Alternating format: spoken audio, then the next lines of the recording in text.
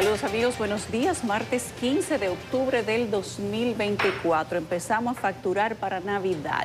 15 días, hoy es Día de Nuestra Señora del Manejo desde hace unos años, ya no es el 25 para muchos, sino los 15 y los 30. Buenos días para Catherine, para Nelson, para Federico y para ustedes que están en casa esperando para recibir información a través de CDN 37. Hoy nosotros ampliamos sobre lo que es noticia, la aprobación en segunda lectura de la reforma constitucional que va a modificar diversos artículos y se los analizaremos dentro de algunos momentos y digamos que la disposición que es nueva de ayer en la tarde para acá del gobierno de revisar la reforma fiscal, la crónica de una muerte anunciada.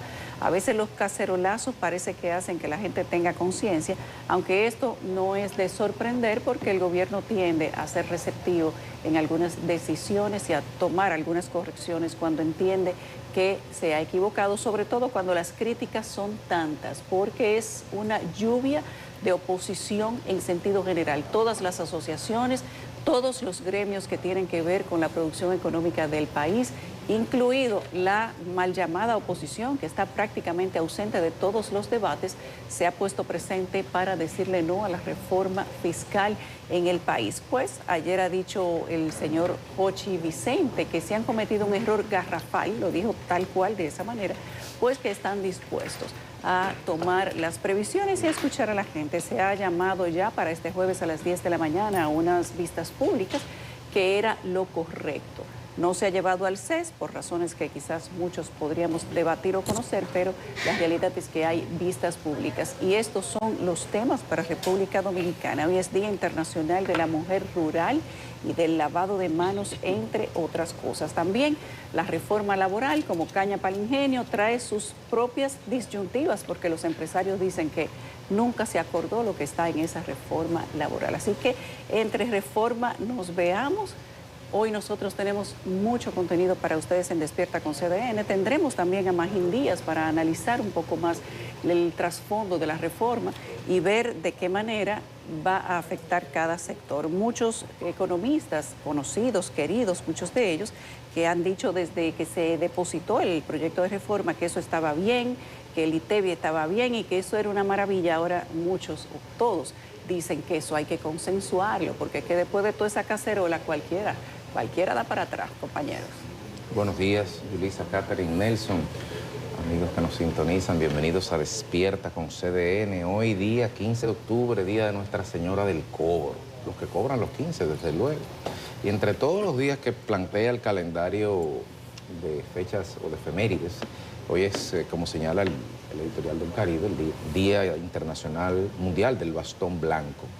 Para quienes ven a personas con discapacidad visual caminando por las calles, pues se trata del artilugio, del instrumento que se utiliza para un poco sentir o extender el sentido del tacto hacia el suelo y poder caminar las personas que tienen discapacidad visual.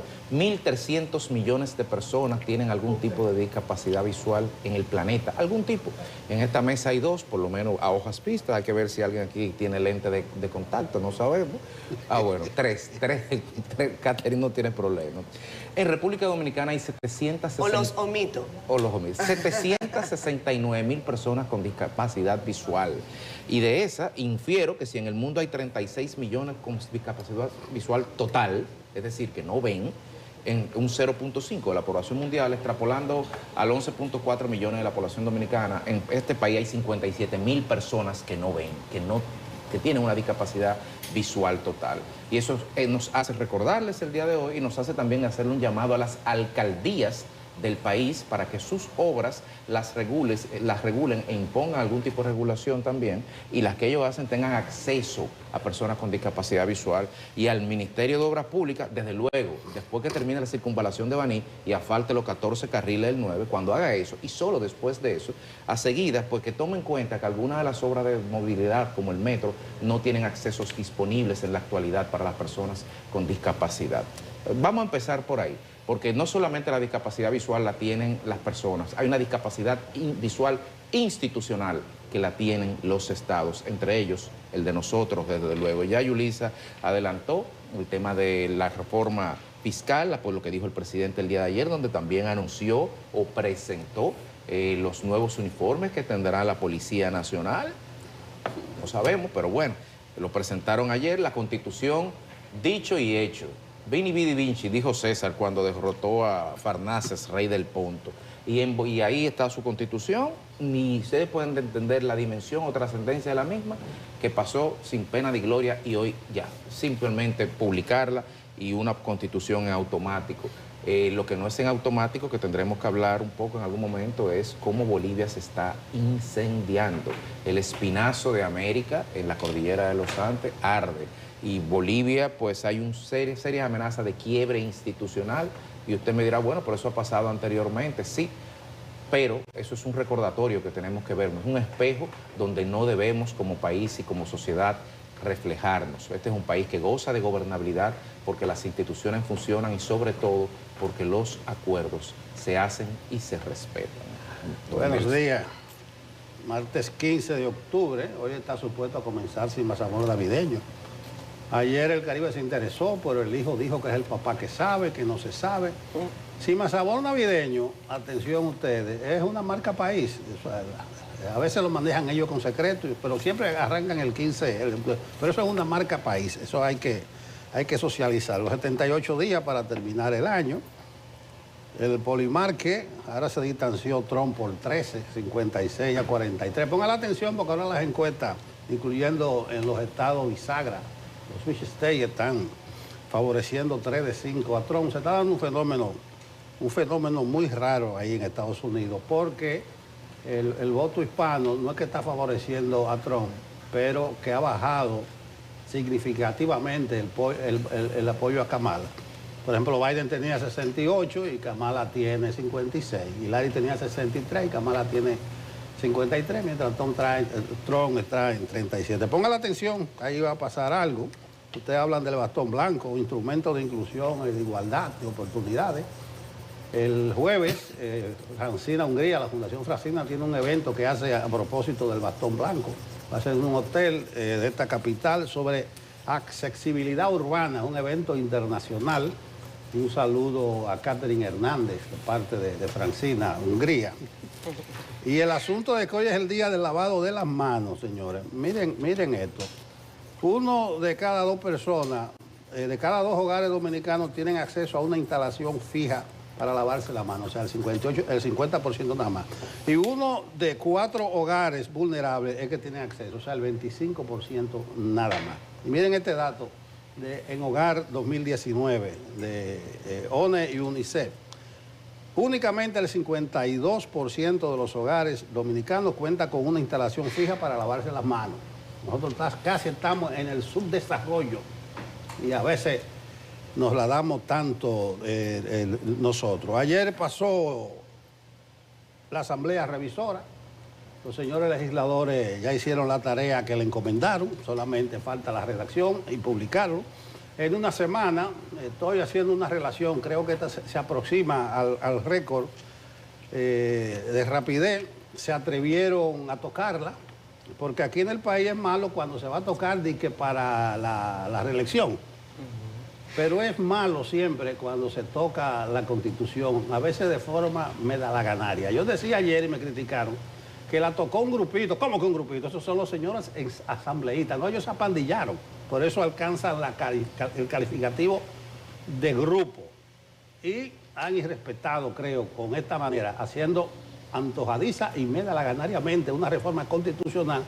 Lo que Milton Ray Guevara, atiendan el concepto que tiene Milton Ray Guevara de la Carta Magna. Dice el expresidente del Tribunal Constitucional: hay que tratarla como un texto casi sagrado para unir, no para desunir y para multiplicar el sentimiento democrático, no para disminuirlo. Eso es la Constitución de la República. Usted no puede ponerlo en agenda, cambiarlo y ponerle estos 4 o 5 puntos y que todo se quede así. Eso es una mancha para esos señores asambleístas, todos del PRM y aliados. Buenos días, Catherine. Bueno, buenos días a la audiencia, buenos días a todo el equipo de Despierta con CDN. Tempranito en la mañana nos encanta saludarlos, tomarnos el café con ustedes, agradecerle a nuestra querida amiga Reina, que si ustedes son asiduos de este programa ya la deben conocer. Ella es la que nos hace la mañana grata, además, con este cafecito.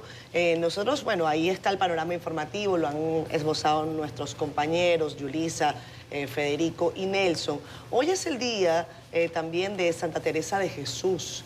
Se le conoce también como Santa Teresa de Ávila. Ella tiene una frase muy bonita que yo repito en momentos de adversidad y la comparto para ustedes porque mucha gente está precisamente en un momento de reflexión, en un momento de, bueno, ¿cómo nos va a tocar esto, no? Y yo creo que sí, también hay que prender una velita, también hay que orar. Esas palabras no son mías, son de Magín Díaz. Los economistas también rezan. Santa Teresa de Jesús dijo, nada te turbe, nada te espante, todo se pasa. Dios no se muda, la paciencia todo lo alcanza. Quien a Dios tiene, nada le falta, solo Dios basta.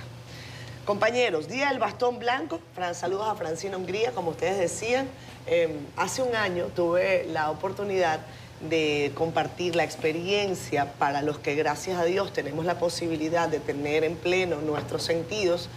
Digo como experiencia de acompañarlos en esa actividad del Bastón Blanco y de salir a la calle con lo que eso significa.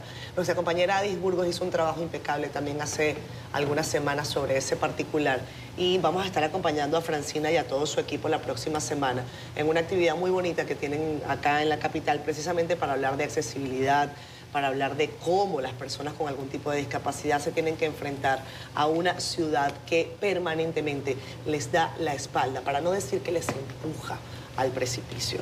Compañeros, muy buenos días. Además, faltan 77 para el 2025. 77, Nelson. Ahí No, está. para mí 78, que yo cuento el día de hoy. No, yo ya no lo cuento, ya estamos No, aquí. pero no pase tan rápido.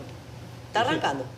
Está arrancando el día, entonces tú Está todavía arrancando, no. yo lo cuento el de hoy. No, pero Y nublado que está Pero el yo día te voy de a hoy decir para una cosa. arrancar. En el caso de nosotros, ya a Van a esta hora parar. deberíamos contarlo, porque ya tenemos unas cuantas horas de Ya pie. nosotros hemos trabajado un par de horas. Ya Antes tenemos cuando estaba un par de horas nublado, de viaje. decían, no está nublado, eso es cuando iban a pagar a la gente. Yo no sé si eso se usa ya. O sea que la lluvia era el dinero. Ay, ay, ay.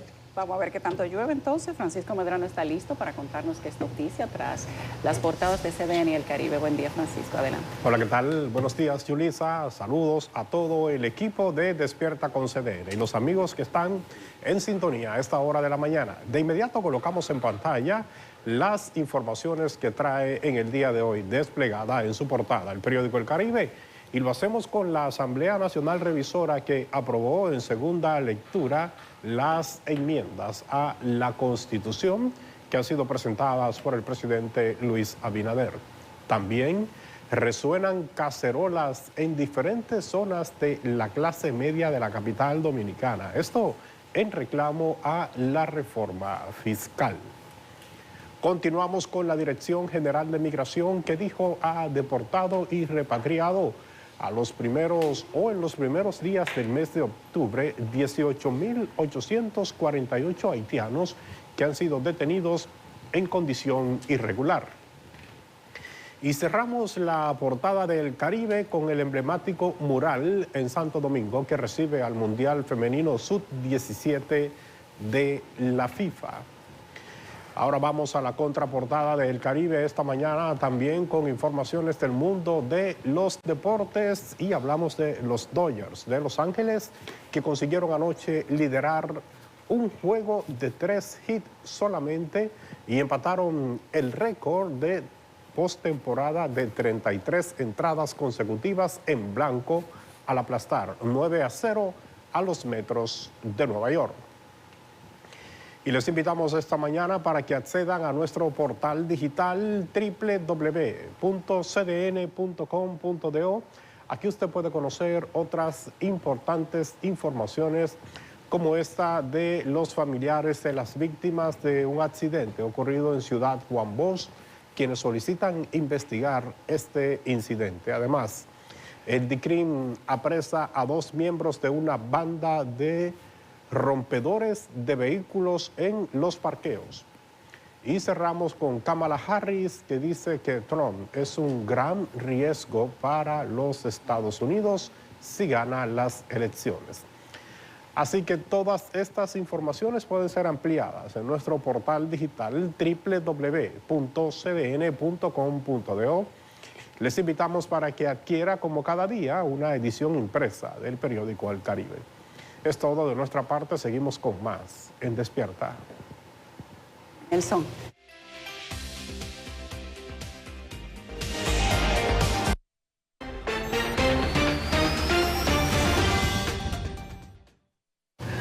Vamos al reporte del clima con Jim Suriel. Muchísimas gracias, muy buenos días. Vamos a estar muy pendientes al Océano Atlántico porque hay dos fenómenos atmosféricos que podrían ganar intensidad durante las próximas 24, 48 a 72 horas y podrían también convertirse en depresiones tropicales. El primero de ellos es este disturbio que avanza en el Atlántico Central con trayectoria directa hacia el oeste. Este fenómeno atmosférico podría, entre jueves y viernes, ya acercarse a las Antillas Menores. Y será el fin de semana cuando esté acercándose el sábado al norte de Puerto Rico y el domingo al norte de República Dominicana. Así que vamos a estar muy atentos primero a su trayectoria para ver si este sistema estaría haciendo contacto con Puerto Rico y nuestro país o si estaría transitando en aguas abiertas del Atlántico, aunque tenga sus efectos indirectos en nuestra región.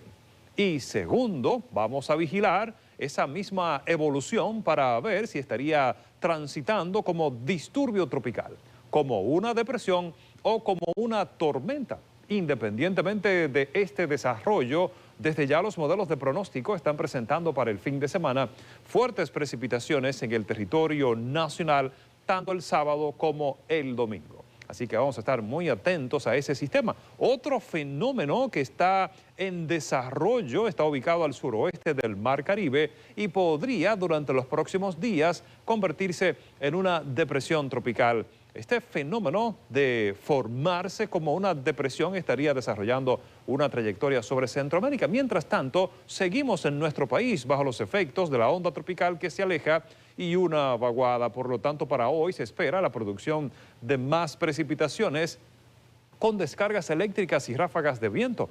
Las lluvias, principalmente ahora en el transcurso de la mañana, concentradas hacia el litoral caribeño en el sur y sureste. Pero ya en la tarde, después del mediodía, se extenderá hacia el este, hacia el noreste, continuará hacia el sur, hacia el norte y hacia el noroeste. Podrían aumentar las posibilidades de más precipitaciones, incluyendo la cordillera central. En tanto, la sensación térmica sigue muy elevada en gran parte del territorio dominicano. Estas han sido las informaciones del tiempo. Gracias, Jim. A la pausa. Estamos de regreso. Esto es Despierta con CDN. Son 7:25 minutos de la mañana. Qué gusto que nos acompañen tempranito. Ahí les leo temprano. Alejandro Ramírez nos manda saludos. Hola, Alejandro. Saludos para ti. Nos dice que estamos hermosas. Yuli, gracias. Gracias. Caballeros elegantes, como todos los días. Quisiera responder a la canciller haitiana. Esperando la respuesta. Cuidado. Ay, ay, ay. ¿Qué pasa? ¿Qué pasa, No, Federico? cuidado con lo que va a decir. Federico, aquí Federico la es fan de canciller ella. Dupuy, o Dupois, tiene un defensor. Ella no lo sabe, pero dice, quiero responderle a la canciller haitiana que ella y la clase política de Haití son los menos indicados en hablar de violación de derechos humanos. Ellos son los primeros en no respetar los derechos humanos. Los haitianos viven mucho mejor en la República Dominicana que en Haití. Abrazo desde Suiza. Cristian Segura, buenos días. Fuerte abrazo para la querida Catherine. Un abrazo desde Santiago Villa Olímpica. Saludos para ti. Andy Heredia también está con nosotros. Dice, bendiciones para todos. Reforma fiscal y al mismo tiempo se publica en redes los millones que poseen los políticos de este país. Más feo se ve esa reforma. Jacqueline Pérez, saludos. Buen día, bendiciones para todos desde Atomayor. Victoria Peralta, buenos días. Bendiciones a los cuatro. Felicitaciones a Jaén, que dijo del 15 en adelante baja la temperatura. A Jean, que dice que del 15 en adelante baja la temperatura. Bueno, no sé. Jean dice que eso se ve lejos y yo coincido con él. Guadalupe Graciano está en Los Negros de Azua. Héctor Franco nos dice que el gobierno se apresta a reformar la rechazada reforma y es un punto muy bueno para que la reforma sea justa y que no hayan sectores que se laven las manos y aleguen discapacidad visual y auditiva en esta reforma a reformar. Dice, esta es mi cantinflada de hoy, esa reforma a reformar.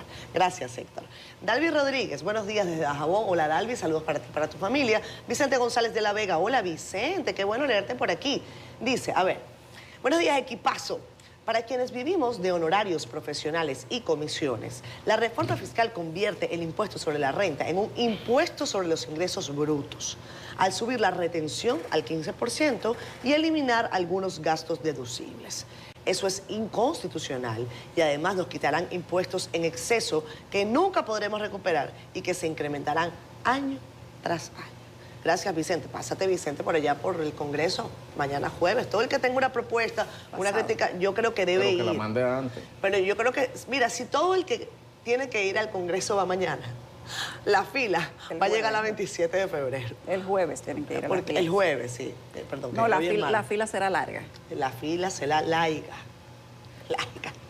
A ver, Jocelyn Martínez está con nosotros, Pedro Celestino Rodríguez también, Danelis Ramos, también Josefina Taveras, Delio Samuel Marmolejos Frica. Con eso creo que los saludo a todos. 7:28 minutos de la mañana. Vamos a las noticias. Hay algo con lo que nosotros queremos empezar y tiene que ver con el caso del atropello en la ciudad Juan Bosch. Los familiares han depositado en una instancia ante la Secretaría de la Procuraduría General de la República solicitando que sea investigado un accidente tras el cual ha muerto una persona y 2 permanecen graves en un hospital. En el mismo documento están pidiendo que sea suspendida la jueza propietaria del vehículo involucrado en el accidente y ellos dicen que quien manejaba no era un menor de edad, como está diciendo la familia del conductor, que no ha dado la cara todavía. Vamos a ver qué nos cuenta nuestro compañero Deison Ovalle sobre ese asunto. Al depositar el documento, los abogados y familiares de las víctimas informaron que la persona que conducía el vehículo no es un menor de edad como se había difundido. No era menor de edad y no era la persona que presentaron. Esa persona que colocaron ahí fue para eludir la justicia, específicamente. Es una persona colocada, menor de edad, que iba supuestamente conduciendo. Eso no es así. Solicitaron a las autoridades que se le permita acceder a las evidencias para poder formular una querella contra el conductor de la jipeta que está retenida y figura a nombre de la jueza Mari Berenita Ramírez Jiménez, madre del menor señalado de ocasionar la tragedia. Aquí nos dan un sorteo únicamente de tránsito, las autoridades, y nosotros no estamos trabajando un caso de tránsito. Esto es un asesinato. A nosotros se nos hizo difícil llenar y no tenemos ninguna documentación. Entre otras de las solicitudes que tenemos es parte de la suspensión de esa magistrada, porque está a nombre de ella el vehículo.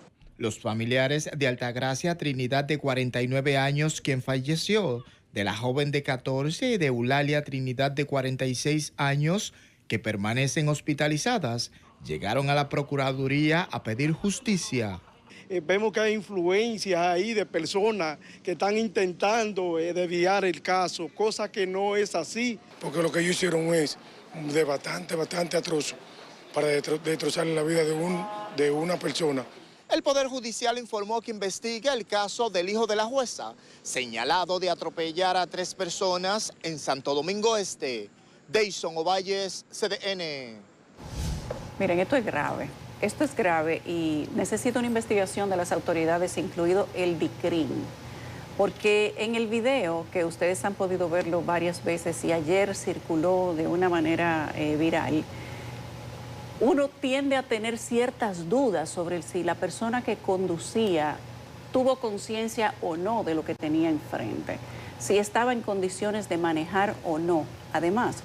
Pero es interesante saber que el conductor es hijo de una magistrada jueza, porque significa que es una persona que tiene un alto sentido de la justicia y que nosotros entendemos que no va a tratar de escabullirse de las consecuencias y que simplemente, como ejemplo a sus hijos, va a hacer que el verdadero responsable asuma las consecuencias de sus actos, porque estamos hablando de un juez, de una jueza, y de un video que es sumamente conflictivo respecto de si la persona intentó frenar o no cuando se dio cuenta que tenía víctimas delante.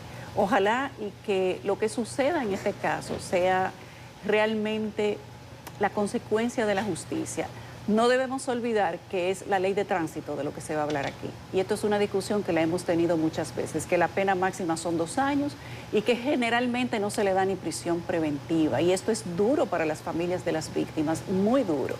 Y que este proceso de los asesinatos en tránsito tienen y ameritan una discusión amplia en este país para determinar si vamos a seguir tratando los asesinatos en la vía pública como un tema simplemente de que se le fue, no miró, o de que simplemente una ley de tránsito puede tener las consecuencias necesarias para las familias de todas las víctimas que quedan cada año en el pavimento. Hay que tener una discusión sobre eso y repito, la magistrada es una jueza, una persona que imparte justicia y uno entiende que como jueza le va a dar la enseñanza correcta al hijo que atropelló a estas personas. Bueno, ahí están los videos, amerita que no sea otro caso, que no pase como Paula Santana. Los ninguneados se quedan en el olvido y a la espera de que otra tragedia oculte o diluya la tragedia precedente. Por el involucramiento de una magistrada indirecto, desde luego, y más que nada desde el punto de vista jurídico, por el tema de la titularidad del vehículo y la responsabilidad civil que ello conlleva, uno espera que sea investigado a profundidad, porque lo que pueda pasar aquí o deje de pasar también se puede verificar como un síntoma de cómo anda la justicia y cómo se aplican los procesos, dependiendo de quién se vea envuelto. Al margen de la tragedia per se humana, que no dejemos que sea también una tragedia institucional y jurídica como estamos tan acostumbrados a que así sea. En otro orden, podríamos, pasando, señalar que la Asamblea Nacional Revisora concluyó los trabajos de reforma constitucional el día de ayer y ahora la Carta Magna solo espera a ser promulgada por el Poder Ejecutivo para su entrada en vigencia inmediata. Samuel Guzmán amplía el reporte.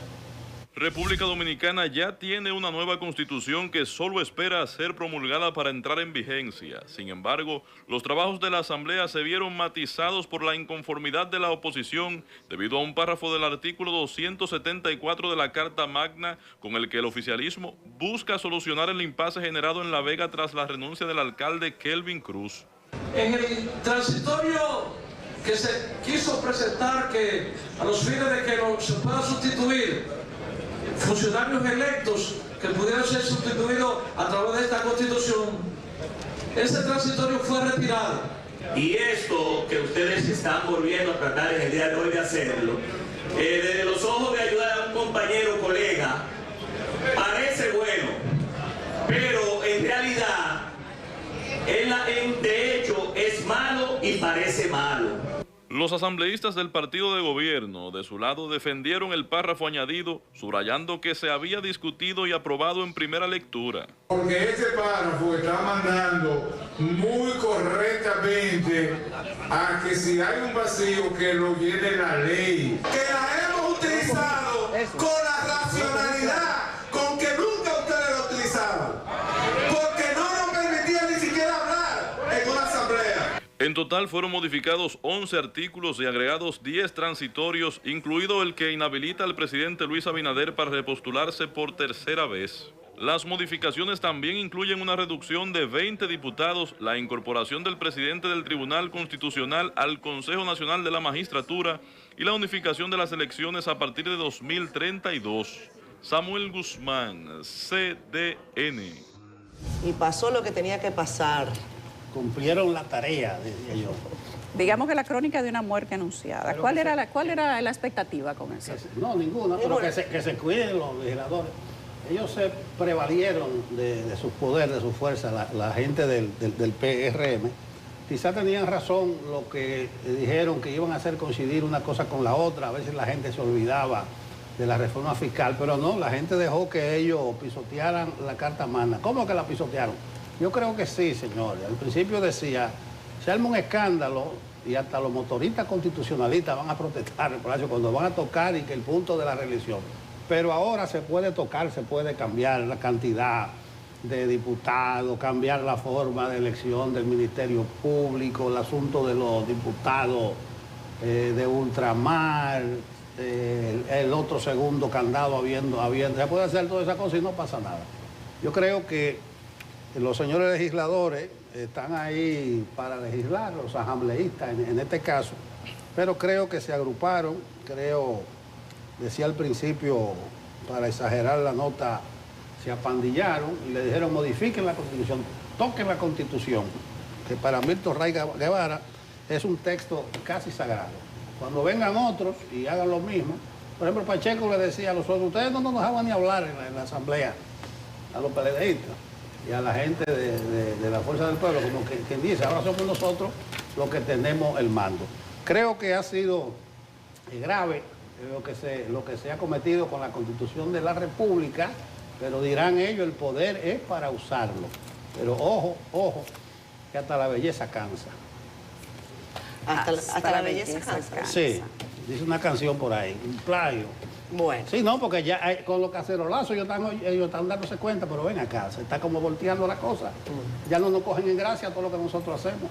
Bueno, vamos yo no creo que vayan a pasar con el mismo dinamismo el tema de la reforma fiscal. Hay mucha gente que dice, bueno, ¿cuál es el apuro? ¿Cuál es la premura? Se hablaba de que el asunto de la reforma estaba cantado. Incluso fue una de los mensajes de la campaña electoral. Hay que reformar el país, vamos a reformar la Constitución, vamos a hacer reforma fiscal, vamos a hacer reforma laboral. De hecho, creo que eran 14 reformas, ¿no? Eran, Nelson, al principio del periodo. 12 que terminan en 14. 12 que después se redujeron, etcétera. Pero lo que no estaba en el libreto era que vinieran todas una detrás de otra. Y eso ha generado en la población preocupación. Porque si bien es cierto que podemos estar de acuerdo en que hay que modificar cosas para que el país pueda avanzar, también es cierto que aquella frase popular, de sabiduría popular, de vísteme despacio, que tengo prisa, pues no se está cumpliendo acá. Entonces, evidentemente, uno puede asomar la duda de si la intencionalidad es de que nosotros quedemos, digo, la gente en general, quede como que, pero ya va, espérate un momentico, tú me estás hablando de lo que me daba gana en el bolsillo. Aquí se está poniendo un Procurador General de la República por 2 años. Y eso no tiene razón de ser. Además, aquí se ha insistido en algo en lo que yo creo que es bueno que se responda. ¿Cuál es la documentación en firme que avala tales o cuales decisiones? ¿Por qué en vez de 150 no fueron 25 diputados? ¿Por qué en vez de 158 diputados, que es lo que finalmente quedó, no fueron 135 o 121? Porque es que parece un regateo de la loto. Porque bueno, de loto sí saben en el Congreso, pero eso es otra cosa. Esto es algo muy serio y la Constitución es sagrada. Ya sabemos lo que pasa con ella. Miren, hay varios artículos para ustedes que le han dado seguimiento y a los que no. Vamos a leerles brevemente cuáles son los artículos que cambian. El de la representación y composición de la Cámara de Diputados, que ahora se compone de la siguiente manera. Ustedes saben que bajaron de 178 a 158, modificando su elección por densidad de población a una proporción, que es el cambio, a la poblacional electoral registrada en la Junta Central Electoral. No depende ahora de cuánta gente tenga la provincia o la demarcación, sino de cuánta gente haya registrada en la Junta Central Electoral. En este artículo tiene una disposición transitoria que especifica que la distribución de los diputados a elegirse en las elecciones de 2028 se va a realizar basándose en el padrón de electores utilizado en las elecciones congresuales del mes de mayo del 2024. En la modificación al artículo 166, por ejemplo, la palabra Procurador General Administrativo cambia por Abogado General de la Administración Pública. Además que se le agrega un nuevo párrafo al artículo que establecerá la regulación. Cambia el artículo 166 sobre esto que les estoy hablando, Abogado General de la Administración Pública. La ley establece los requisitos para que sea el representante y para el ejercicio de estas funciones, la Administración Pública o el abogado de la Administración Pública tiene que contar con una supuesta dependencia que no sé de qué manera la va a aprobar. En el caso del Procurador General de la República, con 2 años, inamovible por 2 años, 2 años no le da a un Procurador General para atender todos los casos que tiene la Procuraduría. Miren, en esa Procuraduría General de la República hay un desastre con el tema de las fiscalías, con el tema de la administración interna. Eso es manso contra cimarrones. Y en el sistema carcelario, a Dios que nos agarre confesado. Eso ha empeorado a su máxima expresión. Y ojalá que poner el procurador en lo adelante durante 2 años no sea la admisión de lo obvio, como hemos dicho con el caso del espionaje, porque en esos primeros 2 años ese procurador se la va a pasar haciéndose el gracioso con el gobierno para que lo ratifiquen los 2 años siguientes. Nosotros hemos visto cómo les ha ido a los procuradores inamovibles por 2 y 3 años en otro país, en Verbigracia, Guatemala, y ahí se ha destruido la institucionalidad. Ojalá que República Dominicana y esta constitución que se ha aprobado, a la que no han escuchado a nadie para dejar lo que ellos entendieron que tenía que ir, no les salga más cara la sal que el chivo. El tiempo se encargará de demostrar si esto, de poner el procurador inamovible por 2 años, que sea reelegido cada 2 años, si esto fue un acierto o si realmente fue un error.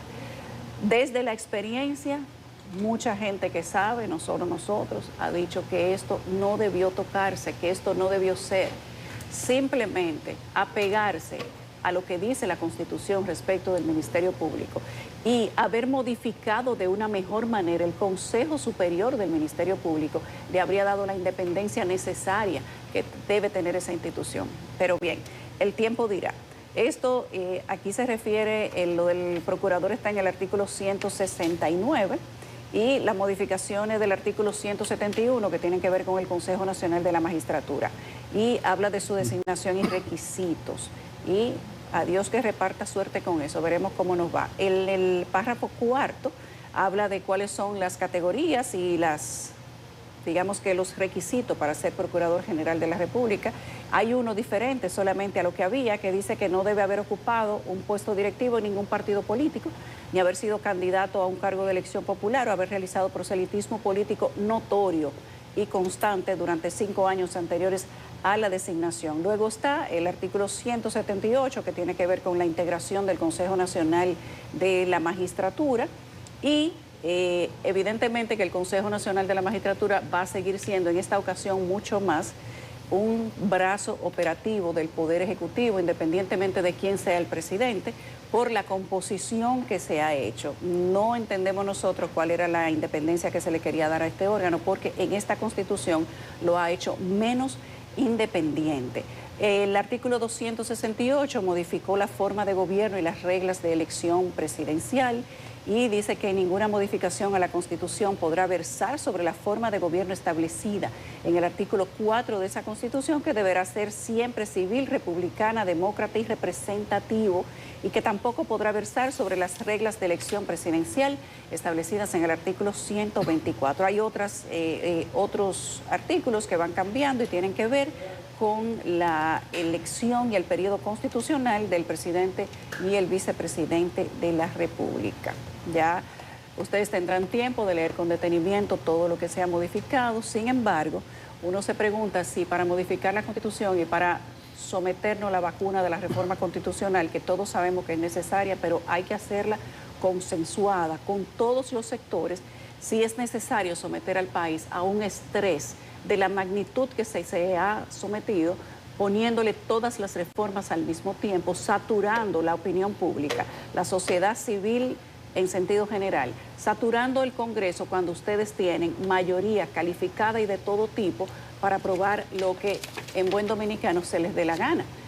Y si sometiendo todas las reformas al mismo tiempo es la forma, la manera de que la gente se mantenga aturdida y no pueda protestar ni reclamar sin necesidad, porque si se va a una discusión amplia, la gente no protestaría. Por eso vamos a medir ahora la popularidad en cacerolazo. ¿Cuánto cacerolazo tenemos cada noche? Ahí vamos a ver qué tan popular son las medidas, porque esta clase media, que es la que toca la cacerola, solamente hay que prenderle la mecha, ellos se van solos.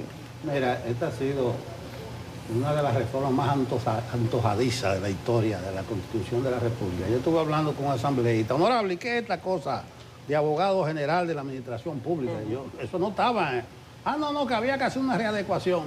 Miren qué trato le dan a la Constitución. Yo todavía ni sé bien. Eso no es nada. No sé bien qué fue lo que hicieron con eso de abogados. Eso es la Constitución, señores de la República. Mapearon, suapiaron el piso. El presidente debe cuidar su legado. Hay una expresión que dice que el poder absoluto corrompe absolutamente. Él no ha dado aviso de intolerancia ni nada de eso, pero hay mucha gente bellaca, presidente. Y lo que ustedes hicieron con la Constitución ahora, eso no tiene madre, no tiene nada. A alguien le salió del forro algo y lo hicieron a su antojo. Es, reitero, una de las modificaciones a la Constitución más precipitada, medalaganaria y antojadiza que se puede recordar en la historia de este paisote nuestro. De todo, porque no de ustedes nada más. A propósito de la reforma fiscal, muchos sectores han hablado y han dado su parecer de cuál va a ser el impacto que va a tener en cada uno de esos sectores. Uno de estos más impactados, según lo que plasma ese documento, va a ser el sector industrial y de zona franca. Nosotros hemos invitado hoy al señor Luis José Bonilla Bojos, que es presidente de la Asociación Dominicana de Zonas Francas, justamente para hablar de la posición de Adozona ante este proyecto de reforma fiscal que asegura que las cargas fiscales a las zonas francas restarán competitividad, dice Adozona, y el gobierno de que es momento de que se acaben las exenciones, dicen que para todo el mundo. Señor Bonilla, buenos días, ¿cómo están? Muy buenos días a todos ustedes, la verdad que me siento en familia siempre por aquí. Tanto con Nelson, Catherine, tú, Lisa y Federico, así que para mí es un placer estar en casa. Realmente está entre aguiluchos, siéntase en familia. Bueno, cuantitativamente. Hoy estoy como aguilucho y también estoy como futbolista, porque tenemos una fiesta de fútbol, ¿eh? Ahí sí tenemos una reforma, ahí pero sí. tenemos una fiesta de fútbol. Mañana comienza la fiesta del fútbol. Mira, Luis José. Bueno, Luis José para algunos, Luis José Bonilla para otros. Bojos. Como usted quiera decirlo.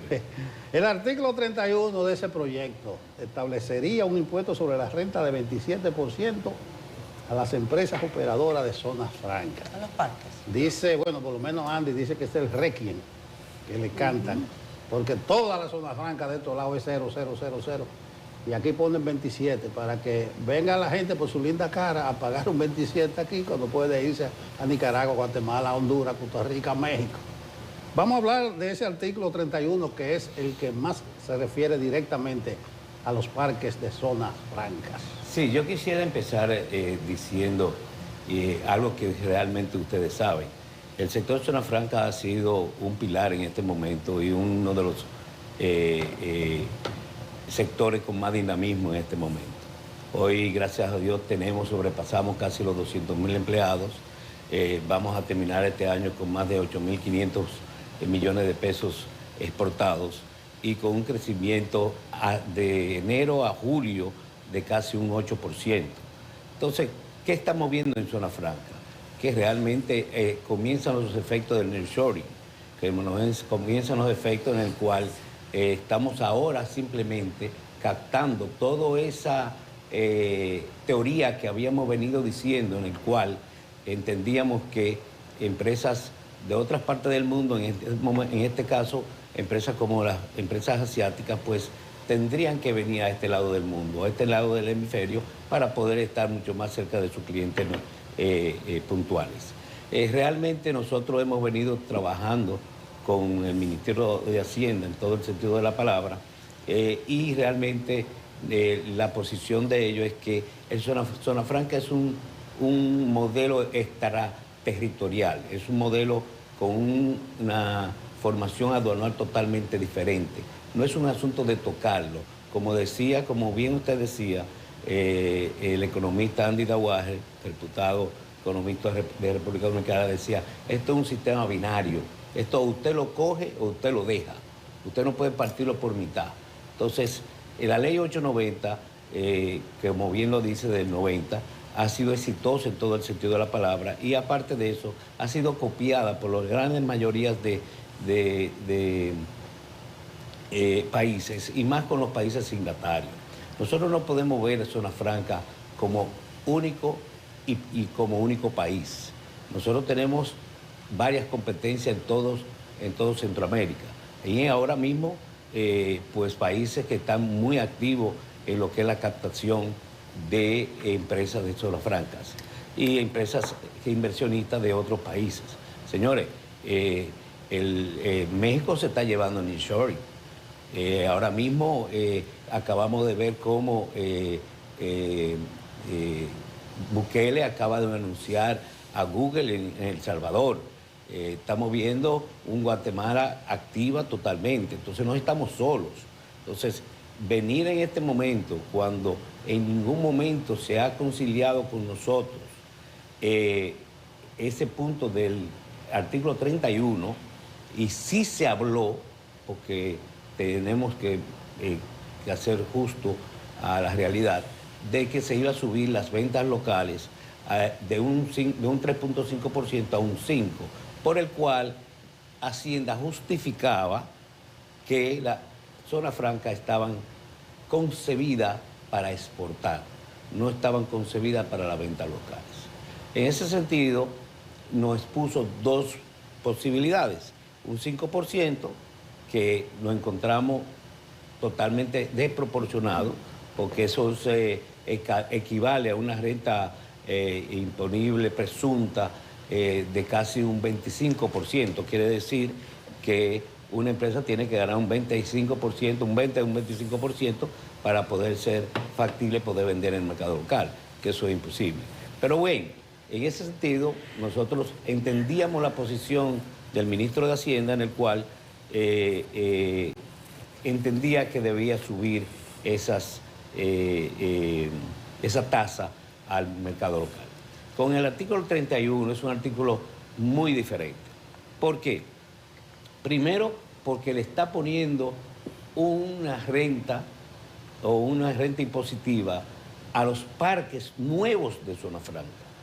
Quiere decir que aquellas personas que estaban interesadas en hacer nuevos parques de zona franca para atraer nuevas empresas, lamentablemente no pueden, porque realmente el costo para poder hacerlo saca de competitividad a la República Dominicana.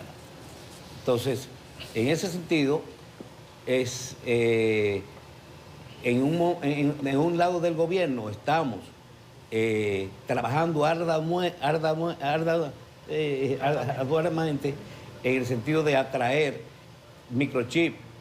El presidente de la República ha hecho un gran trabajo en el Departamento de Estado, ha hecho un gran trabajo en Estados Unidos, ha hecho un gran trabajo en la ADD, en el cual para atraer lo que se llama el Chip Act o lo que es el dispositivo médico. También, por el otro lado, somos copresidentes de todo lo que es la Organización para la Salud, y eso incluye a todos los dispositivos médicos, que en cierto modo tenemos que significar que los dispositivos médicos son hoy por hoy el producto de mayor valor exportado en República Dominicana.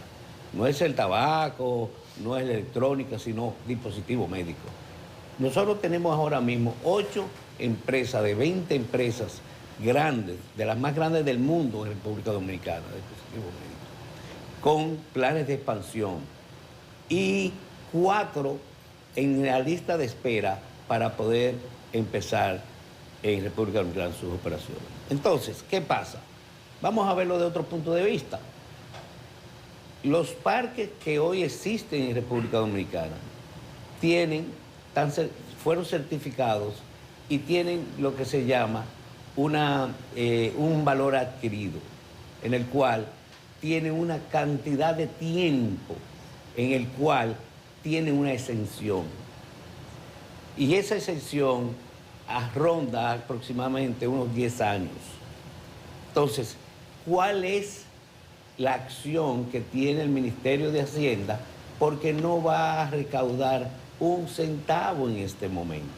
Va a tener que ese derecho adquirido que tienen esos parques se caduquen y que entonces comiencen a cobrar el impuesto. Va a tener que esperar. Ahora bien, usted, Nelson, Catherine, Yulisa, cual fuese, tiene unos terrenos por ahí y entienden que dice, mira, hay grandes oportunidades, el gobierno está haciendo una gran promoción, el presidente está haciendo una gran promoción para traer microchip, el dispositivo médico y demás, yo voy a meterlo en un parque donde voy a tener que pagar impuestos sobre la renta cuando los otros parques no pagan y tienen una exención de 10 años. Entonces, ¿cuál es el motivo de hacerlo? ¿Cuánto van a recobrar por esa vía? no Señor va Bonilla, a recobrar nada. El impacto de esta medida, ustedes ya lo han cuantificado y además sorprende, tal y como ocurre, por ejemplo, con el sector turismo, cuando el gobierno del presidente Abinader ha apuntalado en distintas oportunidades, por ejemplo, el esfuerzo que hace desde la administración para fomentar polos de desarrollo turístico como Pedernales, como Puerto Plata, que si al mismo tiempo decimos queremos impulsar esto, entendemos que también el sector zona franca ha sido una bandera de este gobierno, incluso hemos visto mucho esfuerzo por parte del ministro Oito Iso, ¿no? Sobre este particular. Entonces, ¿cómo se explica esto y cómo se lo explican al sector? El impacto real y cómo explican ustedes esta decisión.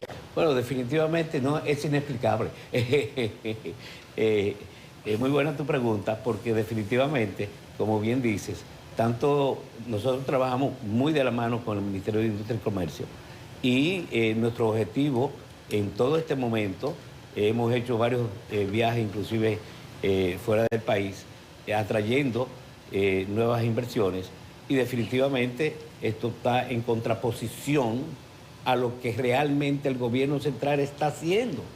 Entonces, ahí es que no entendemos cuál es la dicotomía que hay entre las dos partes, entre el que es el Ministerio de Hacienda con estas nuevas disposiciones y cuáles son los vértices en el cual el gobierno central se está centrando para la atracción de nuevas empresas. Nosotros lo que necesitamos aquí es nuevas inversiones, nuevos empleos, nuevos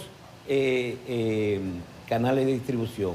Por ejemplo, en este caso, acabamos de consensuar la ley de logística. Está a punto de promulgar. La ley de logística acaba de ser mutilada. ¿Por qué? Porque la ley de logística también tendrá que pagar un 5%. Porque la ley de logística lo que hace es que trae mercancía y a los países consignatarios de Centroamérica le manda las mercancías a cada uno de esos países desde aquí, después de una transformación de empaque y demás, pero parte la vende aquí también. Entonces esa ley de logística está mutilada en este momento también.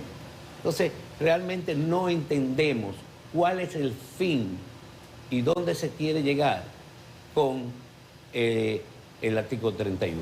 Señor, y por eso decía Andy en uno de las intervenciones que definitivamente el artículo 31 tiene que ser sacado de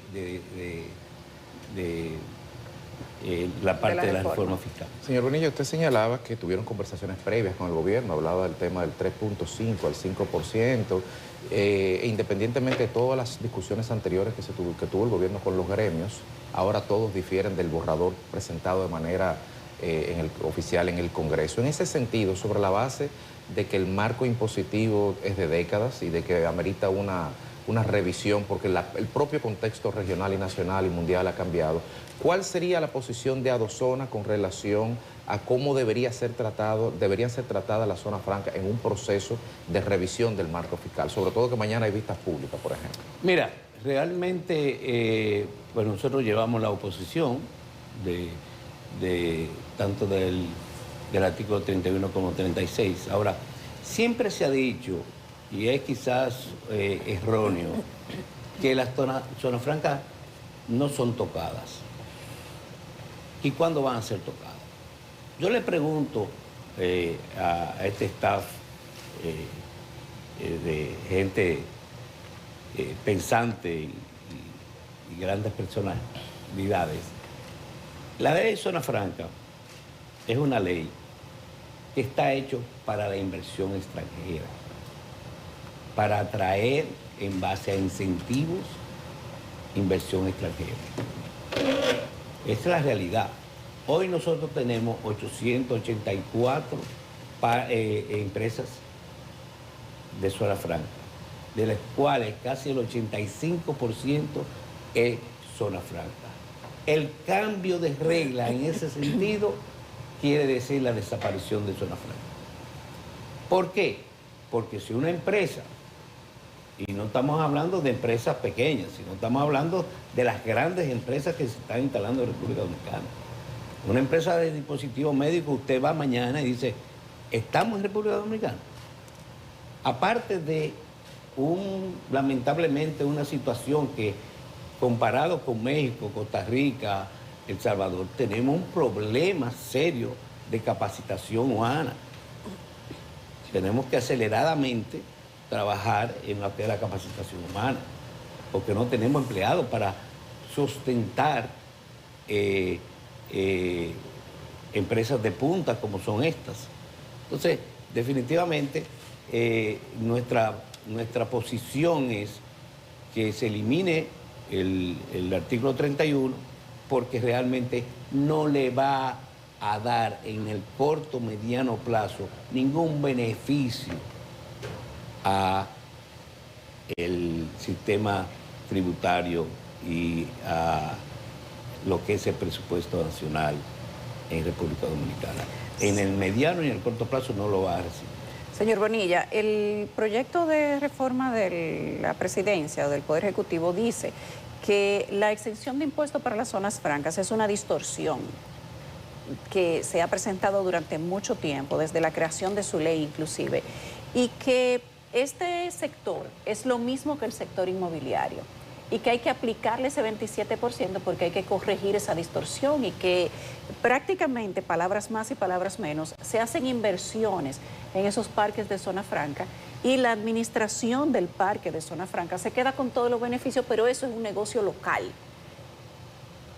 ¿Qué opinan ustedes de esa mención? Distorsión, excelente, y es lo mismo que la inversión en el sector inmobiliario. Excelente pregunta. Lo que pasa es que el sector inmobiliario, a diferencia de una operación, pues sean operadoras de zona franca, en un sector inmobiliario, nosotros cogemos 3.000, 5.000 metros cuadrados, hacemos un edificio de apartamento, lo vendemos, algunos lo alquilamos, se hace un condominio que lo administra. Aquí no.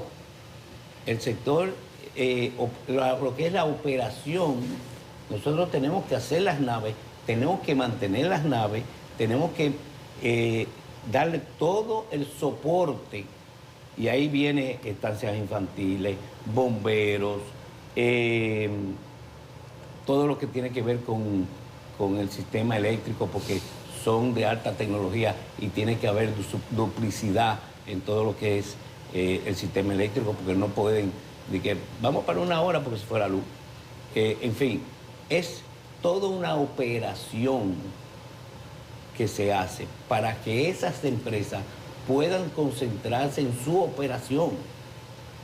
Entonces no es, aparte de eso, como hemos dicho anteriormente, la ley 890 contempla parques y operaciones en zona franca, porque es que una viene de la otra. Si no hay parques en condiciones, en mantenimiento y en darle los requerimientos que necesita cada una de las industrias, realmente no vienen las industrias. Entonces, no vamos a comparar un edificio de apartamentos o no vamos a comparar un edificio para alquiler o un Airbnb o lo que fuese con un parque de zona franca. Eso es lo que han querido vender. Pero es más, en este momento las operadoras de zona franca están dando el servicio de buscar las personas capacitadas para las industrias. Segundo, tienen en su haber escuela de Infotec para poder capacitar las personas que están en ese recinto para las necesidades que tienen. Yo como empresa necesitamos tanto gente de tecnología, necesitamos robótica, porque eso es lo que hoy hay. Ya lo que es una máquina de coser y demás, no, es robótica, alta tecnología, parte de touchscreen, todo esto. Nosotros hemos tenido que cambiar la forma de capacitación para adaptarla a toda esa instrumentación que están trayendo estas empresas. Yo sé, gracias, se está hablando de que algunos parques que están en plan para el año que viene, están en los planes de instalación, se está reconsiderando. 6 o 7. Se habla de 7, eso es así. Son 8 parques que estaban ya vamos a decir, listo para ser certificado por el Consejo Nacional de Zona Franca y poder iniciar sus operaciones, pero lamentablemente en este caso están en hold. Pero no hay ninguna decisión en firme todavía. No, bueno, estamos empezando, mañana vamos a vista pública y demás, pero están en hold. Bueno. Ahora bien, lo más drástico de todo eso es que el 90% de los parques en este momento están llenos. Entonces, cualquier empresa que quiera venir aquí no va a encontrar parques ni naves disponibles, para poder instalarse. Bueno, y eso no está pasando en los países consignatarios de nosotros. Ni está pasando en Nicaragua, ni está pasando en Honduras, ni está pasando en Costa Rica, ni está pasando en El Salvador, ni está pasando en México. Gracias, Luis José Bonilla Bojo, presidente de ADOZONA, Asociación Dominicana de Zona Franca. De suerte en esta pelea que se inicia a partir del jueves. Bueno, lo único que le puedo pedir es que nos dé un poquito de empujón. El presidente ha dicho que se va a revisar, a reconsiderar alguna... Sí, ya vimos la noticia. Con la inversión estratégica. Yo no sé si son estratégicos la Zona Franca, pero esperemos a ver en qué parará la cosa. Vamos a la pausa. Regresamos con más Despierta con CDN, 8:18 minutos de la mañana. Estamos en pleno analizando reforma fiscal, proyecto de reforma fiscal del gobierno del presidente Luis Abinader, un proyecto que irá a vistas públicas a partir de este jueves en el Congreso Nacional, que ha generado algunas protestas, algunas propuestas, algunos rechazos, y algunos están por escrito, otros todavía están en los pasillos, pero qué bueno que tenemos con nosotros hoy a Guarocuya Félix, quien es un destacado economista del país. También es miembro secretario de Asuntos Económicos del Partido de la Liberación Dominicana. Gracias, Guarocuyo, por estar con nosotros. Buenos días. No, muchísimas gracias a ustedes. Yo espero que la próxima vez que me inviten, que no sea el próximo año, porque habrá otra reforma. Me tengan también. No porque haya otra reforma, siempre hay temas que hablar. Solo quería pedir una taza con mi nombre. Pero quieres una taza con tu nombre. Claro, pero mira, claro.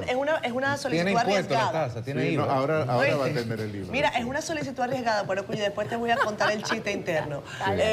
Miren, qué bueno que estás acá, Guarocuya. Estamos tratando de entender no solamente la intencionalidad, porque creemos que hay un consenso expuesto en la República Dominicana y dicho de que el país necesita reformar sin ninguna duda, las cosas. Eso no hay dudas. De hecho, es un mandato que está en una ley, que es la Estrategia Nacional de Desarrollo.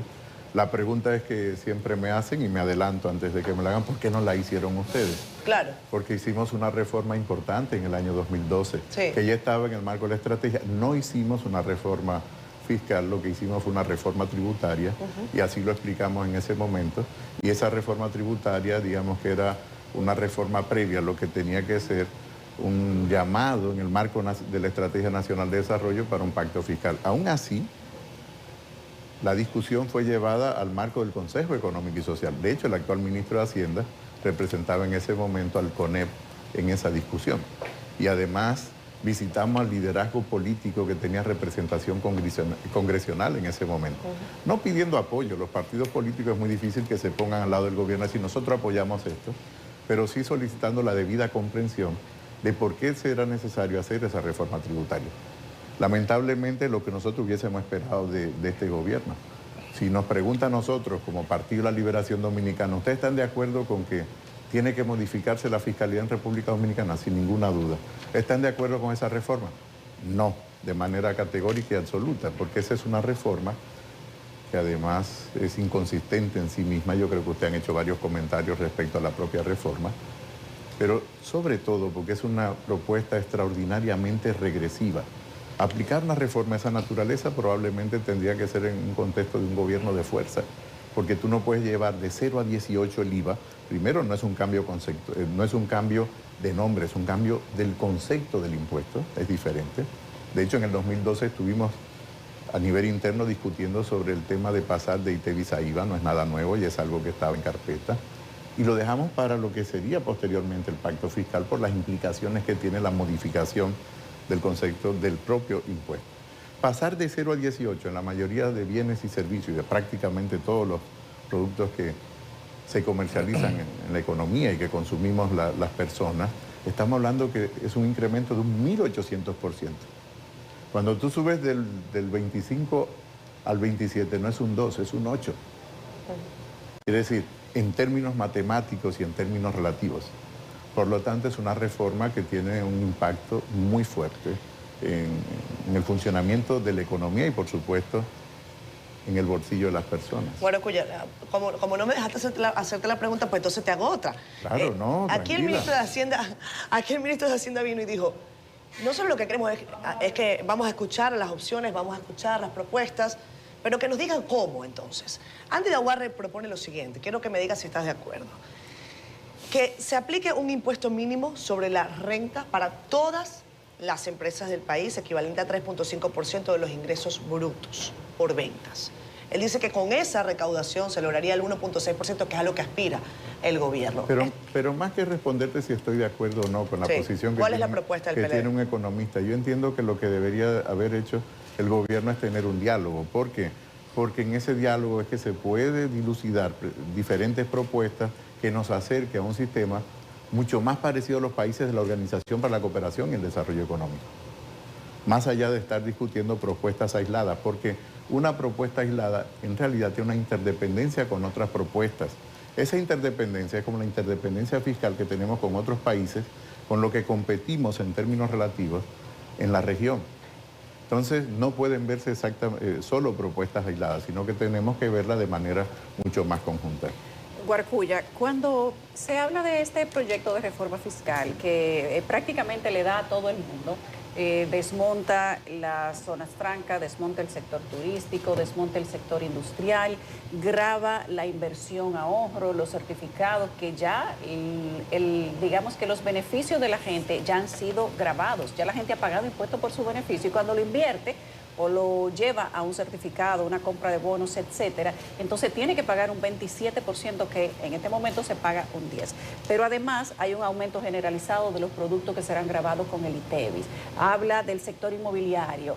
O sea, digamos que es un impacto considerable y ha causado pánico en la población en sentido general, sobre todo en la clase media, porque pareciera que el redil de los que siempre pagan se ha tomado por completo y van a pagar más.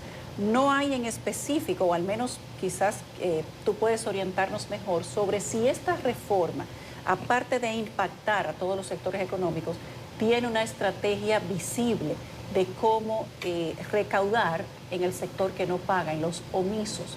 ¿Y cuál ha sido el espíritu que ha primado para hacer una reforma, digamos que tan inclusiva como esta, por decirlo de alguna manera? Digamos que la estrategia está definida en la propia propuesta del gobierno y la estrategia es una política de shock en el sentido de implementar de manera conjunta una serie de medidas que, como tú bien has dicho, van a impactar fundamentalmente la clase media. Economistas como José Luis de Ramón, por ejemplo, que ha sumado cuáles son los grupos que van a ser más afectados, ha determinado de cada peso que pretende recaudar el gobierno con esta propuesta, 73 pesos vendría de las clases medias. 6 pesos de los grupos más pobres, en términos relativos es un poco más con relación al propio ingreso de los más pobres, porque el que es más pobre pagará más como proporción de su ingreso en impuestos, que son los impuestos indirectos, no se pueden evadir, que no solamente es el IVA, sino que también serían los selectivos, y el 22% en términos relativos los más ricos. Por lo tanto, es una reforma que descansa fundamentalmente en la clase media. Si nosotros comparamos qué ocurre con países de tamaño similar que República Dominicana, países con nivel de ingreso medio alto como República Dominicana, tiene por lo menos 4 niveles del IVA. No va del 0 al 18 y tiene un único tramo. Países como España o Portugal o Grecia, que son países de la OCDE, o Costa Rica, tienen IVAs múltiples. ¿Cuáles son esas tasas de IVA múltiples? Y eso cada país tendría que situarse donde le corresponde de acuerdo a su estructura de consumo de las familias y de las empresas. Tú tienes el primer tramo que no hay productos exentos, tú tienes el IVA cero, que no es exactamente una canasta de bienes exentos, sino que esos bienes exentos se le coloca el IVA cero. ¿Por qué el IVA cero? porque el IVA cero es un número. Y al tener un número, tú das posibilidad de que el aparato productivo que consuma en alguna medida lo que están en el cero puedan presentarlo como parte del costo de operaciones. El segundo tramo que tienen países como España tiene un tramo medio de un 5%, que sería en este caso el tramo bajo efectivo. El tramo medio es un 10% y el tramo alto es un 21%. ¿Por qué nosotros tenemos que escoger ir del 0 al 18%? Porque ese es donde está la gran regresividad de esa propuesta, sumada, por supuesto, con el impuesto al patrimonio inmobiliario, que implica la disminución del monto exento, pero al mismo tiempo manteniendo el 1. De hecho, el IPI se introdujo en la etapa que fui director de impuestos. Y originalmente lo que habíamos pensado era el punto 5. Hay una explicación detrás de eso. Pero si tú tienes un monto exento al nivel de casi 10 millones de pesos y le mantienes la misma tasa, reduciendo ese monto exento, el impacto que tiene en la clase media, en los grupos medios, que son los que efectivamente van a pagar ese impuesto, los grupos más ricos no pagan el IPI, porque los grupos ricos, la mayoría de sus activos están en empresas y por lo tanto pagan los activos. El que tiene casa en complejos turísticos cerrados, casi todos en el este, algunos en la costa norte, por lo regular están en empresas de carpeta y por lo tanto no pagan el IPI, pagan el impuesto a los activos. Entonces todo esto es lo que hace que sea extraordinariamente regresiva. Efectos que tiene esa regresividad: mayor desigualdad en la sociedad, probablemente mucho descontento. Ese descontento puede llevar a un malestar y ese malestar puede llegar a sentirte casi humillado. Entonces eso es lo que hay que evitar en una sociedad que tiene paz social, que tiene tranquilidad en términos relativos cuando nos comparamos con la región.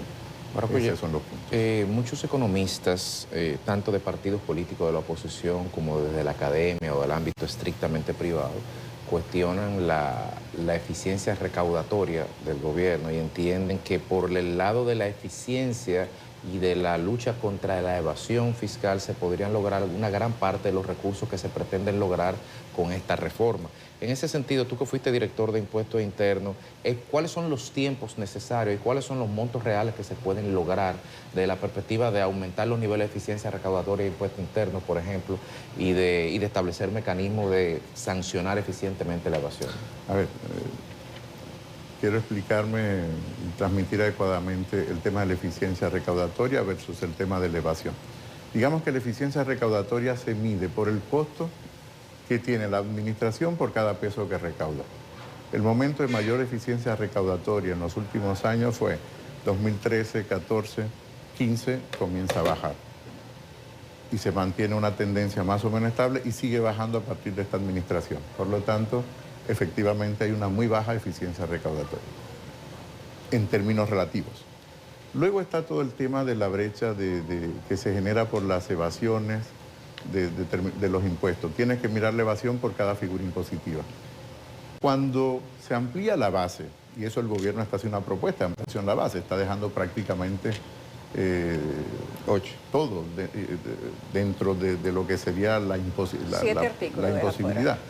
No los deja fuera, lo establece como artículos exentos. Sí, exacto, lo deja fuera del grabado del 18%. Sí. Lo salva, digamos. Digamos que lo deja fuera, pero al mismo tiempo están listados. Del punto de vista de administración tributaria. Digamos que una mejor práctica tributaria no es ponerlos exentos, sino llevarlo a cero. El hecho de que haya pocos productos exentos te mejora las brechas de evasión en determinados bienes y servicios.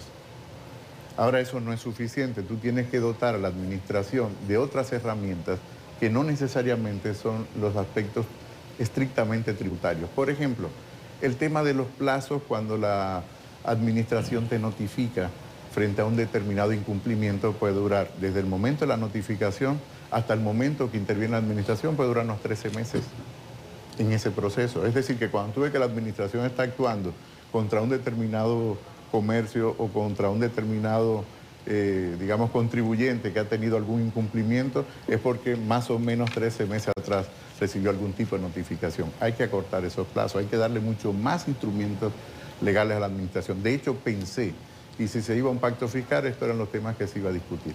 El otro tema tiene que ver sobre el hecho, y son opciones de política, evidentemente, porque ya no nos planteamos la fusión de impuestos internos con aduanas. porque es donde se generan las mayores brechas. Es un país cuya economía es pequeña y muy abierta y por lo tanto todo lo que consumimos, ya bien como insumos o como bienes terminados, entra por aduanas. Por lo tanto, si tú tienes una única agencia tributaria y aduanera en República Dominicana, la tiene Colombia, la tiene México, la tiene España, la tiene Portugal, la tiene Chile. Entonces, tú estarías cerrando brechas que son importantes desde el punto de vista de la evasión. No das espacio a esos aspectos. Esperemos que si hay un diálogo que permita plantear estas cosas, en el marco de ese diálogo, Catherine, pues evidentemente pueda razonarse sobre estas opciones de política. Bien, Barocuya está hablando claro, pero tú puedes hablar por señas también. Sin ninguna duda. Sí, no, bueno, en la campaña te vi que tú manejas el lenguaje por señas. No sé si fue un recurso, no fue si fue un recurso de la campaña.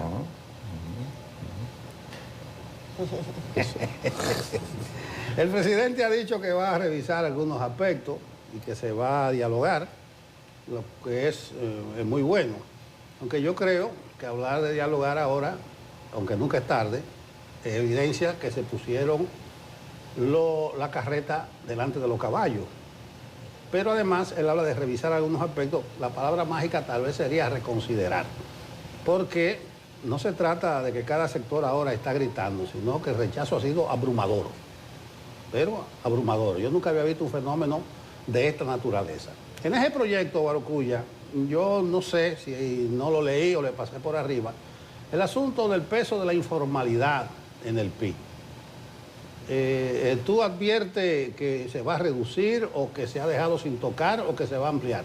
No, probablemente, dada la estructura que se ha presentado, puede potenciar lo que nosotros denominamos informalidad.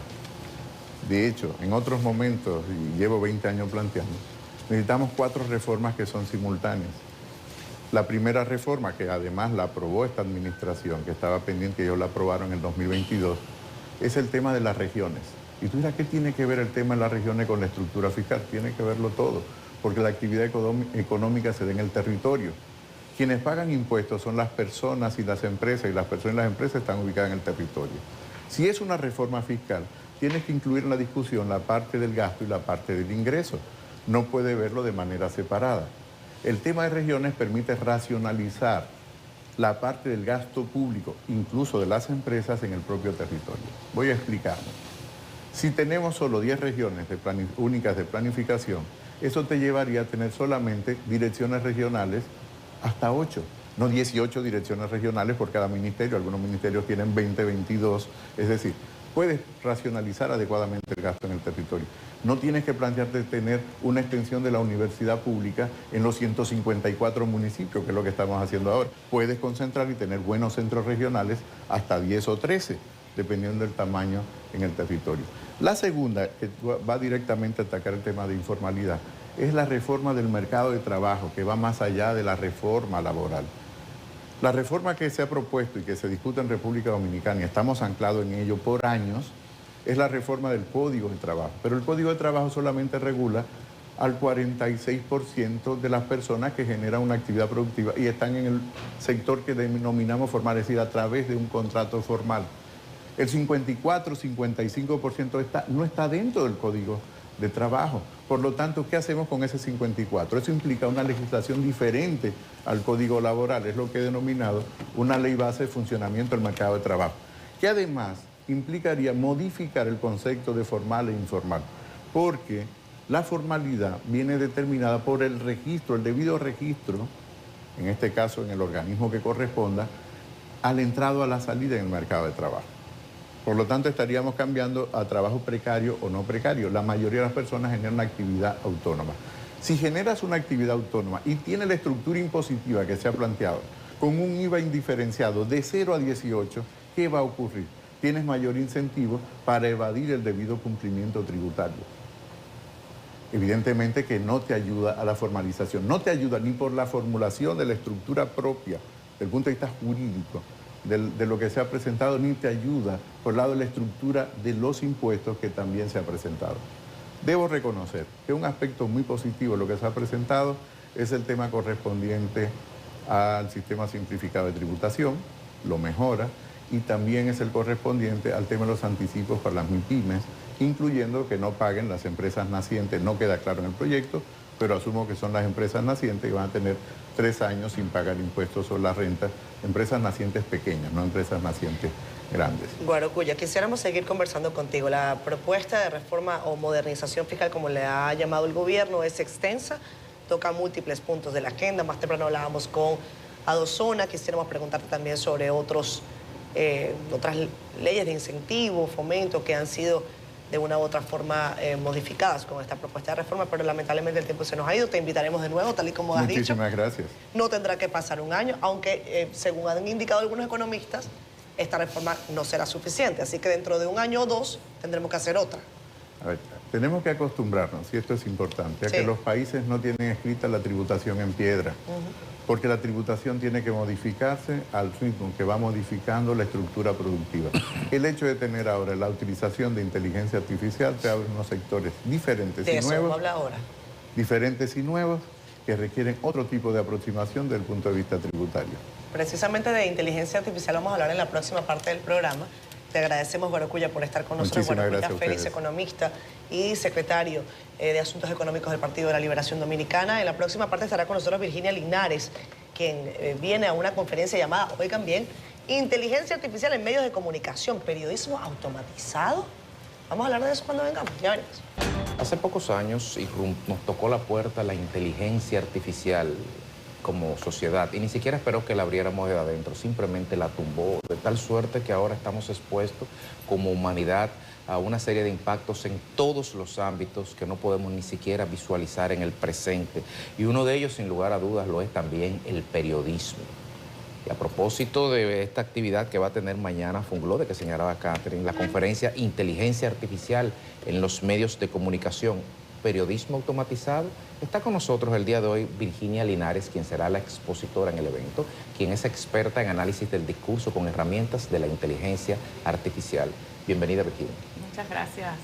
Bienvenida, gracias Virginia. a vosotros. Bueno, pues, ¿cómo nos afecta en el periodismo la implementación de las herramientas de inteligencia artificial? ¿Podremos ser suplantados o podemos coexistir con ello? Bueno, es un tema complejo a la vez que fascinante. Eso que has dicho al principio es muy cierto. La inteligencia artificial llegó de una manera disruptiva a nuestras vidas y precisamente ha sido en el periodismo donde más ha encajado. No creo que nos vaya a suplantar. No soy tan pesimista en ese aspecto. Creo que tenemos que coexistir con ella. No podemos ver la inteligencia artificial como una amenaza, sino más bien como un desafío, es decir, hacerla nuestra aliada. ¿Por qué? Porque no solamente está para difundir, se utiliza para difundir rumores, para difundir bulos, para tergiversar o manipular la realidad. De hecho, también está para lo contrario. Es una ventaja que nosotros tengamos la inteligencia artificial, ¿verdad?, para combatir la desinformación. Eso es fundamental en un mundo en el que estamos hoy sumidos, sobre todo en las redes sociales, en el caos informativo, en todo lo que tiene que ver con generar contenido y generar mensaje, ¿no? Entonces es importante intentar hacerla precisamente nuestra aliada, tener esas herramientas a la mano, sobre todo en los medios de comunicación, para precisamente informar a la sociedad, no desinformarla, que es a lo que se asocia actualmente. ¿Cómo se consigue, Virginia, que la gente que piensa y ve en este momento quizás pruebitas de que se puede utilizar la inteligencia artificial para difundir información incorrecta, para poner a personas que nunca dijeron algo a que se vea o parezca que lo dijeron, a crear noticias que nunca sucedieron? ¿Cómo convertimos esto en una herramienta aliada para combatir justamente eso que se está haciendo en este momento? Bueno, eso viene desde todos los sectores. Es decir, hay que tener una alfabetización digital plena, sobre todo cuando estamos en la era de la sociedad de la interacción, ¿no? Todos tenemos acceso a las redes sociales, a Instagram, a X, a Facebook, pero realmente no sabemos no hay nadie que nos diga cómo usarlas de forma correcta. Entonces yo creo que tiene que haber una alfabetización digital, un conocimiento pleno realmente del uso de todos esos medios y de todos esos recursos, porque allí precisamente es donde se genera esa vorágine desinformativa. Lo mismo pasa con la inteligencia artificial, ha irrumpido de una forma tan voraz en nuestras vidas que nos estamos adaptando como podemos, pero yo creo que desde las altas esferas, incluso con nuestros jóvenes nativos digitales, tenemos que generar esa conciencia y esa educación sobre cómo es el uso de las tecnologías emergentes. Mira, Virginia, esa irrupción que ha sido violenta ya ha puesto a alguna gente a pensar. Por ejemplo, a nivel de la industria, de investigación, dice, vamos a esperar resultados y vamos a un chin al paso. A nivel de los medios de comunicación, hubo una investigación del New York Times que dijo, pero ven acá, el insumo son producciones nuestras de muchos años y lo demostraron. ¿De dónde se fue captando todo eso? Entonces, se ha instalado un debate al respecto.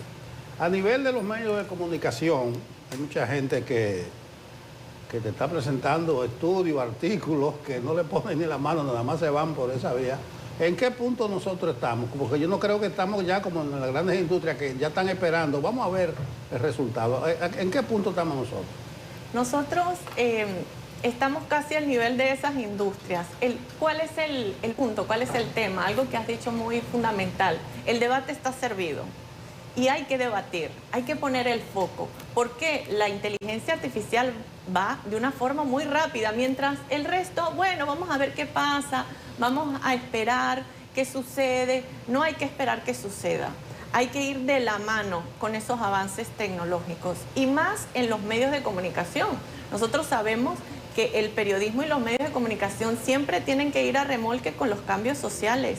No pueden ir la sociedad por un lado y los medios por otros. Entonces tienen que entrar en ese debate y sobre todo saber cuál es la postura y cuál es la posición que vamos a tomar. La inteligencia artificial llegó de una forma muy rápida y como bien dices tú, de una forma muy violenta, ¿no? Pero llegó para quedarse. Entonces aquí es donde hay que tomar la iniciativa y decir qué vamos a hacer con ella, ¿no? ¿Cómo vamos a hacer que sea nuestra aliada? En vez de verla como un enemigo que nos viene a quitar puestos de trabajo. Porque al fin y al cabo, el periodismo humano tiene que seguir subsistiendo, tiene que estar allí. ¿Quién es el que va a generar empatía con la audiencia o con los lectores? Siempre va a ser el periodista, el ser humano. Una máquina no lo puede hacer. Le podemos decir a una aplicación, incluso cómo que nos estructure una noticia o una información, que nos las diga. Podemos crear avatares de nosotros mismos, ¿no? Pero esa empatía, que es lo que necesita la sociedad, siempre va a venir de la mano del periodismo. Virginia, aquí estoy viendo una publicación de Fundación Gabo, que es la Fundación del Nuevo Periodismo Latinoamericano, y precisamente hablan de cómo la inteligencia artificial puede ayudarnos a optimizar el trabajo periodístico. Y ellos dicen, por ejemplo, en la agregación automática de contenidos, en verificación de hechos, que de eso tenemos mucho de qué hablar en estos días, en el análisis de tendencias, en la búsqueda y descubrimiento y en el análisis y perspectiva de las audiencias. Y a mí aquí me salta una duda, porque en muchas oportunidades estamos viendo que cuando servimos contenidos, no necesariamente lo que es realmente relevante, realmente transformador o interesante para que la sociedad pueda avanzar, es necesariamente la preferencia de la audiencia. Y el periodismo no tiene un rol, o no debería tener un rol, complaciente solamente en el ámbito de la entretención, que es aquello que genera muchos likes, muchos punch, sino también debe generar un fenómeno educativo, un fenómeno de comprensión de nuestra realidad. Entonces, ¿cómo podríamos hacer que la inteligencia artificial nos ayude a promover contenidos que son realmente interesantes en contra de otros que pueden resultar más llamativos, más chéveres, más fuegos artificiales? Sí, además estamos en la era del clickbait, como bien lo has dicho. Lo importante es el click o el like, ¿no? Para que lean nuestra información. Sí. Ahora mismo se viraliza más rápido una fake que una noticia real. Claro. ¿No? Es más, precisamente porque detrás, esto en el periodismo siempre ha existido, hay ese morbo, hay esa actualidad acuciante de la sociedad. Okay. Sí. Eso no fue artificial. No, eso fue real. Eso fue no fue artificial. Adelante, Virginia. Realmente sucede que en el periodismo siempre ha existido el morbo, el sensacionalismo. Lógicamente, los que se nutren de ese tipo de periodismo son los que dan más vida, ¿no?, a la inteligencia artificial. Pero, por supuesto, se puede utilizar para la proliferación de noticias realmente que son útiles para la sociedad. Ahí está la lucha del periodismo humano. Claro. Ahí está la lucha y ahí está el debate. Virginia, aquí despedimos, dijo la inteligencia real, pero no queremos irnos sin que nos dé los detalles del evento de mañana en Funglo, del miércoles 16. ¿A qué hora será? A las 7. A las 7 de la noche. Y los tópicos será inteligencia artificial en los medios de comunicación, periodismo automatizado, abierta al público general. Sí. Perfecto. No hay ningún costo. No hay coste, es libre y gratuita. En Funglode a las 7, mañana, miércoles 16. Sí. O sea que no hay excusa. No hay excusa. Una exposición central. Es una conferencia magistral, sí. Una conferencia central en el cual voy a hablar precisamente de todo esto y dar algunas herramientas y algunas pinceladas y, por supuesto, abrir. Mi intención es aportar un poco de luz y conocimiento a este tema que es fascinante, que es complejo y que hay que abordarlo de una forma responsable. Gracias, Virginia. Gracias, Virginia. Y bienvenida a República Dominicana una vez más. Muchas gracias a vosotros. Contigo nos vamos. Despedimos con Virginia. Ustedes oyeron que eso fue lo que nos dijeron. Bye bye.